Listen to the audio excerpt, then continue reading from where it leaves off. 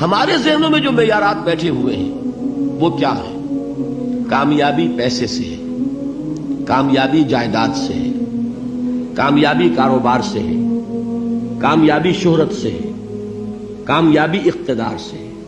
یہ معیارات ہیں. جو جتنا دولت مند اتنا کامیاب، جو جتنا مشہور اتنا کامیاب، جو جتنا پاپولر اتنا کامیاب، جو حکومت پر پہنچ گیا کامیاب، جس نے بڑا کاروبار جما لیا کامیاب، جس نے بہت جائیداد بنا لی کامیاب. یہی ہے اصل میں ساری بس کی گانٹھ.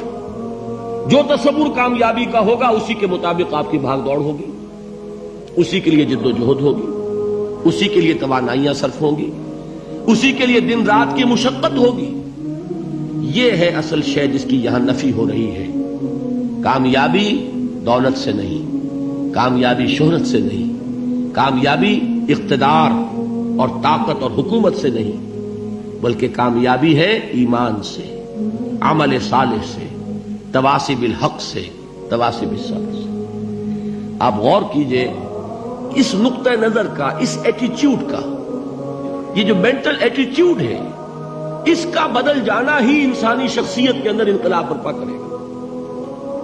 اب آپ کا نتیجہ کیا نکلا؟ اگر تو دولت سے کامیابی ہوتی تو قارون بہت کامیاب تھا، اگر حکومت سے کامیابی ہوتی تو فرعون اور نمرود بہت کامیاب تھے. کامیابی ان سے نہیں ہے. کامیابی انسان دولت میں قارون کی دولت تک پہنچ جائے اور دنیا میں دبدبہ اور اقتدار اور سلطنت اور حکومت کے اعتبار سے وہ نمرود اور فرعون کا مقام حاصل کر لے، وہ ناکام ہے، خائب ہے، خاسر ہے، برباد ہے. اور ابو ذر غفاری کامیاب ہے، چاہے ان کے پاس کچھ نہیں تھا، جھونپڑی تک نہیں تھی، کوئی گھر نہیں تھا.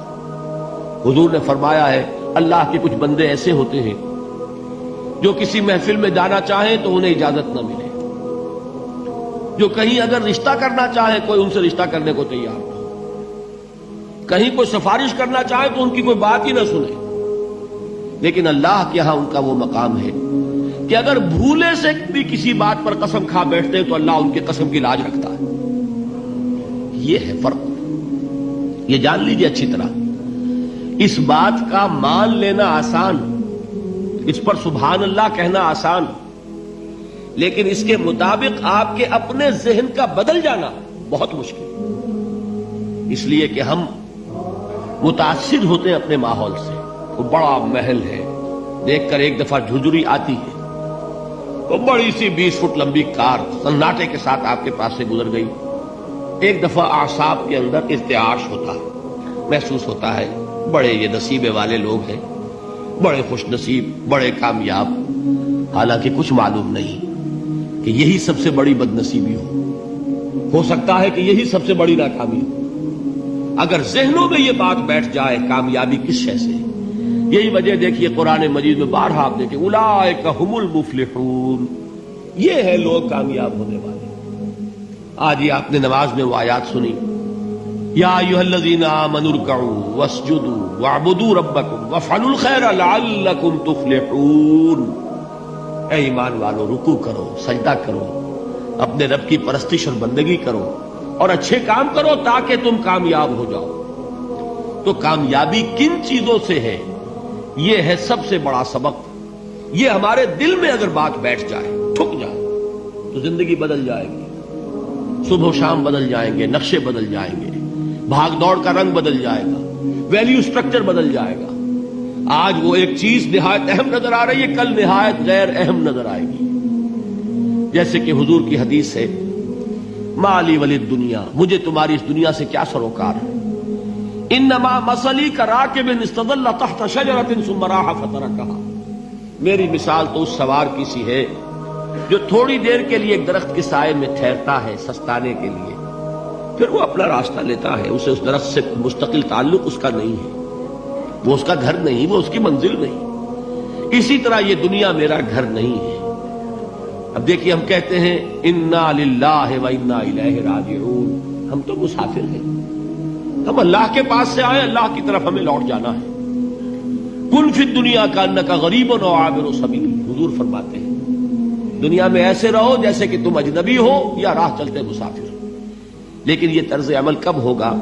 جبکہ یہ آیت ہمارے ذہنوں کے اندر بیٹھ گئی ہو، والعصر ان الانسان لفی خسر الا الذین آمنوا وعملوا الصالحات وتواصوا بالحق وتواصوا بالصبر۔ یہ ہے اصل بات جو میں نے عرض کیا تھا کہ میں بتاؤں گا صحابہ کیوں ایک دوسرے کو یاد دلاتے تھے۔ اس لیے کہ دیکھیے جیسے برف باری اگر ہو رہی ہو، آپ باہر نکلیں گے تو برف آپ کے کپڑوں پر جم جاتی ہے نا، تو آپ جھٹکتے ہیں کپڑوں کو تاکہ برف ہٹ جائے۔ ہمارے ایمان پر اس دنیا میں رہتے ہوئے جب ہم متاثر ہوتے ہیں ماحول سے تو گردہ آ جاتا ہے، برف پڑ جاتی ہے، اس کو جھٹکتے رہنے کی ضرورت ہے۔ اور وہ جھٹکنے کی بہترین اور مؤثر ترین شکل یہی ہے کہ یاد رکھو کامیابی ان چیزوں سے نہیں ہے۔ چمک دمک جو ہے دنیا کی، یہ ساری چمک دمک جو تمہیں رجھا رہی ہے، جو تمہیں اپنے اندر گم کیے ہوئے، یہ لفظ گم پر اقبال کا وہ شعر یاد آ گیا کہ کافر کی یہ پہچان کے آفاق میں گم ہے، اور مومن کی یہ پہچان کے گم اس میں ہے آفاق۔ تم گم نہ ہو کر رہ جاؤ، اس میں مبہوت نہ ہو کر رہ جاؤ، مرعوب نہ ہو کر رہ جاؤ، دنیا ہی کی محبت تمہارے اوپر ڈیرے نہ ڈال دے، تمہارے دلوں کے اوپر مسلط نہ ہو جائے۔